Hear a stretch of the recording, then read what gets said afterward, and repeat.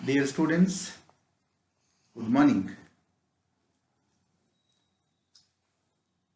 मैं previous class में मुंशी प्रेमचंद के मुतालिक कह रहा था, उसी की ये दूसरी कड़ी है। आज मैं रोशनी डालने जा रहा हूं।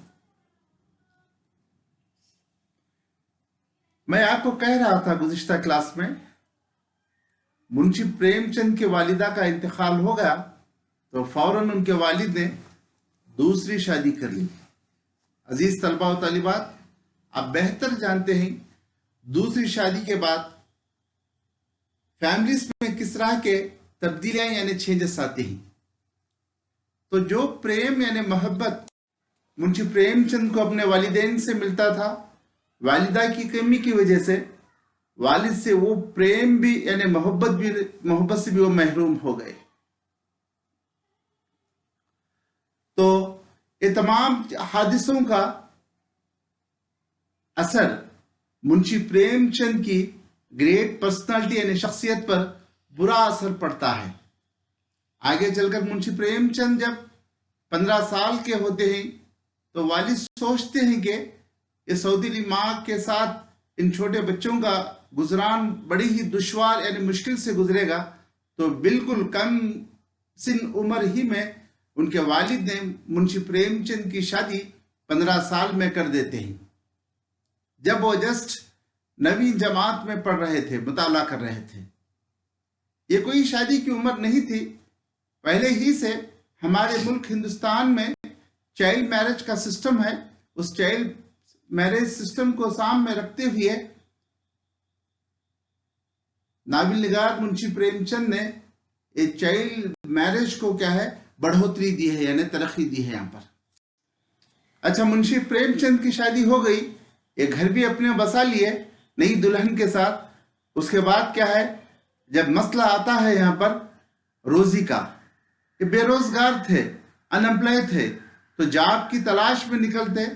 आज के दौर में हम जदीद दौर में जॉब की तलाश में बरसों गुजार देते हैं, लेकिन उस दौर में इल्म मालूम की कमी थी, लिटरेसी रेट बिल्कुल कम था, इलिटरेट ज्यादा थे। उस दौर में क्या है, जॉब बआसानी के साथ मिल जाती थी। तो मौला मुंशी प्रेमचंद को कोई स्कूल में उनको जॉब यानी नौकरी मिल जाती है।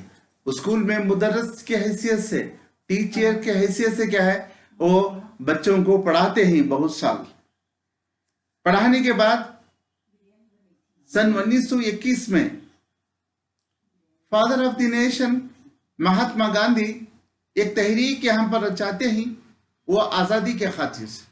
उस तहरीक को हम क्या है, फ्रीडम मूवमेंट बोलते हैं, यानी कोऑपरेशन मूवमेंट यानी फ्रीडम मूवमेंट बोलते हैं। तो इसको हम उर्दू में तहरीक अदम ताउन शुरू की।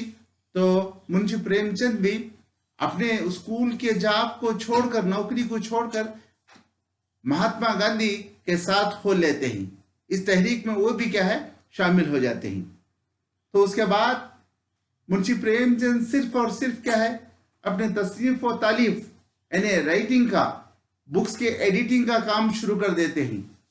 तो ऐसा मालूम होता है तो इनकी जिंदगी सिर्फ और सिर्फ क्या है, ये बाहिसियत अफसाना निगार, बाहिसियत नाविल निगार उर्दू ज़बान और अदब के लिए उमूमन और खुसूसन उर्दू नावल निगारी और अफसाना निगारी के लिए खुसूसन क्या है, वो वक्फ कर दी थी।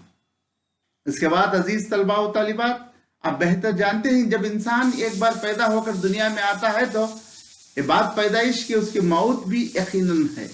इसी तरह उर्दू के नाविल निगार, उर्दू के मशहूर मारूफ अफसाना निगार मुंशी प्रेमचंद का इंतकाल सन 1936 में हुआ। अजीज तलबा व तालिबात, मैं इन दो कलमात के बाद अपनी बात को ख़त्म करना चाहता हूँ। प्रेमचंद के बेशुमार अफसाने और नावल लिखे और सच पूछे तो उर्दू में आपने मुख्तसर अफसाने को एक मियारी शक्ल दिया। इनके अफसानों के मजमुए में मशहूर मारूफ मजमुए जो अफसानों के हैं, जिसको हम कलेक्शन ऑफ शॉर्ट स्टोरीज बोलते हैं, कलेक्शन ऑफ शॉर्ट स्टोरीज के 4 किताबें इनके मंजर आम पर शाया होकर आते हैं। उनमें मशहूर मारूफ ये हैं। एक का नाम है वालिदात, दूसरा है प्रेम 25 और तीसरा है प्रेम 32। इसके बाद आखिर में मुंशी प्रेमचंद का अफसानों का मजमुआ, जो आखिर में वो है जिसको हम ज़ादे राह के नाम से याद करते हैं। मुंशी प्रेमचंद बहैसियत अफसाना निगार, मुंशी प्रेमचंद बहैसियत नावल निगार, और मुंशी प्रेमचंद बहैसियत अदीब, और मुंशी प्रेमचंद बहैसियत अच्छे इंसान, ये चारों एंगल से मुंशी प्रेमचंद को अदबी नुक्ते नजर से हम देखना है। इस तरह मुंशी प्रेमचंद का नावल निगारी में, अफसाना निगारी में बहुत ऊंचा, आला और बुलंद मकाम है। यहां पर मैं अपने बात को इख्तिताम करता हूं। चलो।